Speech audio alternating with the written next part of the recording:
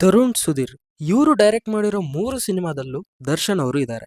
And ಆ ಎಲ್ಲ ಸಿನಿಮಾಗಳು ಹಿಟ್ ಆಗಿವೆ. ಯಾಕೆ ಹೀಗೆ ಇವರು ದರ್ಶನ್ ಅವ್ರನ್ನ ಸ್ಕ್ರೀನ್ ಮೇಲೆ ತೋರಿಸ್ದಂಗೆ ಇನ್ನ ಯಾವ ಡೈರೆಕ್ಟ್ರು ತೋರಿಸಿಲ್ವಾ ಅಂತೆಲ್ಲ ಈ ವಿಡಿಯೋದಲ್ಲಿ ಮಾತಾಡೋಣ.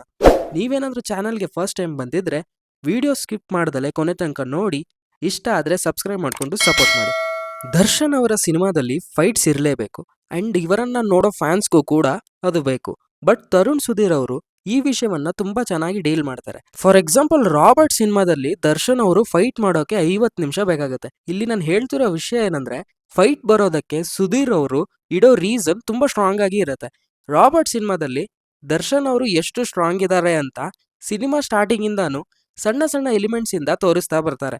ಅಂಡ್ ಇದು ನೋಡೋ ಆಡಿಯನ್ಸ್ಗೆ ಕ್ಯೂರಿಯಾಸಿಟಿನ ಡೆವಲಪ್ ಮಾಡುತ್ತೆ. ಯಾವಾಗ ಇಂಟರ್ವಲ್ ಬ್ಲಾಕ್ ಅಲ್ಲಿ ಒಂದು ಫೈಟ್ ಬೀಳುತ್ತೋ ಜನ ಕನೆಕ್ಟ್ ಆಗ್ಬಿಡ್ತಾರೆ.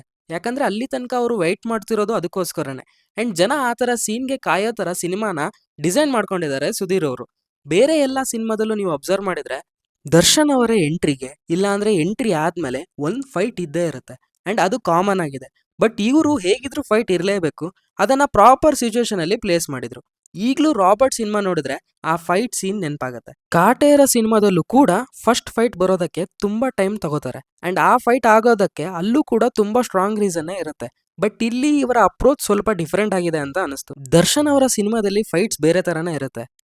ಕಾಟೇರ ಸಿನಿಮಾದಲ್ಲಿ ಇವರು ಈಗ ಒಂದೇ ಕೈಯಲ್ಲಿ ಫೈಟ್ ಮಾಡಬೇಕು, ಯಾಕಂದ್ರೆ ಅಲ್ಲಿರುವ ಪಾತ್ರ ಅವರಿಂದ ಅದನ್ನ ಡಿಮ್ಯಾಂಡ್ ಮಾಡ್ತಾ ಇದೆ.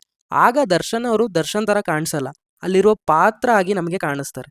ಒಟ್ನಲ್ಲಿ ಫೈಟ್ ವಿಷಯನೇ ಏನಕ್ಕೆ ಹೇಳ್ತಾ ಇದ್ದೀನಿ ಅಂದ್ರೆ, ಸುಧೀರ್ ಅವರು ಈ ವಿಷಯನ ಆದಷ್ಟು ಇಂಟೆಲಿಜೆಂಟ್ ಆಗೇನೆ ಡೀಲ್ ಮಾಡ್ತಾರೆ.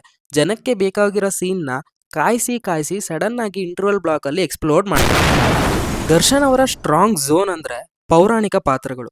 ಇವರ ಎರಡೂ ಸಿನಿಮಾದಲ್ಲೂ ಪೌರಾಣಿಕ ಡೈಲಾಗ್ನ ಹೇಳ್ಸಿದ್ದಾರೆ ಅಂಡ್ ಆ ಡೈಲಾಗ್ನ ಹೇಳೋದಕ್ಕೆ ಇವರು ಕಟ್ಕೊಂಡಿರೋ ಸನ್ನಿವೇಶ ಕೂಡ ಚೆನ್ನಾಗಿ ವರ್ಕ್ ಆಗಿದೆ.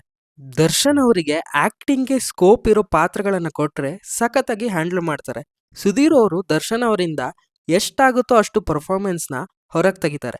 ರಾಬರ್ಟ್ ಸಿನಿಮಾದ ಫಸ್ಟ್ ಹಾಫ್ ಅಲ್ಲಿ ದರ್ಶನ್ ಅವರು ತೋರಿಸಿದಂತಹ ಇನೋಸೆನ್ಸ್, ಕಾಟೇರ ಸಿನಿಮಾದ ಕ್ಲೈಮ್ಯಾಕ್ಸ್ ಅಲ್ಲಿ ಕೂಡ ಇವರ ಪರ್ಫಾರ್ಮೆನ್ಸ್ ಚೆನ್ನಾಗಿದೆ. ಸುಧೀರ್ ಅವರಿಗೆ ದರ್ಶನ್ ಅವರ ಸ್ಟ್ರಾಂಗ್ ಝೋನ್ ಗೊತ್ತು, ಇವರನ್ನ ಯಾವ್ಯಾವ ತರ ತೋರಿಸಿದ್ರೆ ಸಿನಿಮಾ ವರ್ಕ್ ಆಗತ್ತೆ ಅಂತ.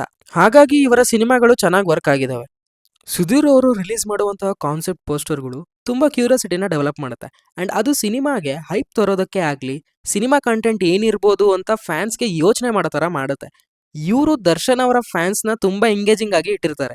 ಅಂದ್ರೆ ಈ ಕಡೆ ಇವರ ಫ್ಯಾನ್ಸ್ ಅಪ್ಡೇಟ್ಗೋಸ್ಕರ ಕಾಯ್ತಾ ಇರ್ತಾರೆ ಅಂಡ್ ಇವರು ಅದನ್ನ ಈ ತರಹದ ಪೋಸ್ಟರ್ ಇಂದ ಸಿನಿಮಾ ಸ್ಟಾರ್ಟ್ ಇಂದ ಎಂಡ್ ತನಕ, ಅಂದ್ರೆ ಸಿನಿಮಾ ರಿಲೀಸ್ ಆಗೋ ತನಕ ಅಪ್ಡೇಟ್ ಕೊಡ್ತಾ ಸಾಂಗ್ ರಿಲೀಸ್ ಮಾಡೋದೇ ಆಗ್ಲಿ, ಈ ಎಲ್ಲಾ ವಿಷಯವನ್ನ ಚೆನ್ನಾಗಿ ಪ್ಲಾನ್ ಮಾಡ್ತಾರೆ. ರಾಬರ್ಟ್ ಸಿನಿಮಾ ಆದ್ಮೇಲೆ ಇಂಟರ್ವ್ಯೂಗಳಲ್ಲಿ ಸುಧೀರ್ ಅವರು ದರ್ಶನ್ ಸರ್ ನನ್ಗೆ ಕೊಟ್ಟಿರೋ ಆಪರ್ಚುನಿಟಿನ ನಾನು ಚೆನ್ನಾಗಿ ಯೂಸ್ ಮಾಡ್ಕೋಬೇಕು ಅಂತ ತುಂಬಾ out of the box think ಮಾಡ್ದಂಗೆ ದರ್ಶನ್ ಅವರಿಗೆ ವರ್ಕ್ ಆಗೋ ಎಲಿಮೆಂಟ್ಸ್ನೇ ಇಟ್ಕೊಂಡು ಒಂದು ವೆಲ್ ಬ್ಯಾಲೆನ್ಸ್ಡ್ ಕಮರ್ಷಿಯಲ್ ಸಿನಿಮಾನೇ ಮಾಡಿದೆ. ಬಟ್ ಈಗ ದರ್ಶನ್ ಅವ್ರಿಗೂ ನನ್ನ ಮೇಲೆ ನಂಬಿಕೆ ಬಂದಿದೆ. ಹಾಗಾಗಿ ಕಾಟೇರ ಸಿನಿಮಾನ ಕಮರ್ಷಿಯಲ್ ಎಲಿಮೆಂಟ್ಸ್ನ ಇಟ್ಕೊಂಡು ಕೂಡ ಇನ್ನ ಡಿಫ್ರೆಂಟ್ ಆಗಿ ಟ್ರೈ ಮಾಡಿದೀನಿ ಅಂತ ಹೇಳಿದ್ರು ಅಂಡ್ ಅದನ್ನ ಅಚೀವ್ ಕೂಡ ಮಾಡಿದ್ರು. ಬಟ್ ಈಗ ಎರಡೂ ಸಿನಿಮಾಗಳು ಹಿಟ್ ಆಗಿದಾವೆ. ಇವರಿಗೆ ಆಸ್ ಎ ಡೈರೆಕ್ಟರ್ ಆಗಿ ತುಂಬಾ ಫ್ರೀಡಮ್ ಇದೆ. ಸಿಂಧೂರ ಲಕ್ಷ್ಮಣ ಹೇಗೆ ಬರುತ್ತೆ ಅಂತ ಕಾದ್ ನೋಡ್ಬೇಕು. ದರ್ಶನ್ ಅವರ ಫ್ಯಾನ್ಸ್ ಕೂಡ ಈಗ ಅವರನ್ನ ಯಾವ ತರ ಆದ್ರೂ ನೋಡೋಕೆ ರೆಡಿ ಇದ್ದಾರೆ. ಬರೇ ಫೈಟ್ಸ್, ಸಾಂಗ್ಸ್, ಮಾಸ್ ಎಲಿಮೆಂಟ್ಸ್ ಇರಬೇಕು ಅಂತ ಅವರು ಯೋಚನೆ ಮಾಡ್ತಿಲ್ಲ ಅಂತ ನನ್ಗನ್ಸುತ್ತೆ. ಸುಧೀರ್ ಅವರು ದರ್ಶನ್ ಅವರಿಗೆ ಡೈರೆಕ್ಟ್ ಮಾಡಿರೋ ಸಿನಿಮಾಗಳು ಹೇಗೆ ವರ್ಕ್ ಆಯ್ತು ಅಂತ ನನ್ಗನ್ಸಿರೋದನ್ನ ನಾನು ಹೇಳಿದ್ದೀನಿ. ನಿಮ್ಗೆ ಬೇರೆ ಒಪಿನಿಯನ್ಸ್ ಇದ್ರೆ ಕಮೆಂಟ್ ಬಾಕ್ಸ್ ಅಲ್ಲಿ ತಿಳಿಸಿ. ತುಂಬಾ ಜನ ವಿಡಿಯೋನ ನೋಡ್ತಾ ಇದ್ದೀರಾ ಬಟ್ ಸಬ್ಸ್ಕ್ರೈಬ್ ಮಾಡ್ತಾ ಇಲ್ಲ. ವಿಡಿಯೋ ಇಷ್ಟ ಆಗಿದ್ರೆ ಸಬ್ಸ್ಕ್ರೈಬ್ ಮಾಡ್ಕೊಂಡು ಸಪೋರ್ಟ್ ಮಾಡಿ.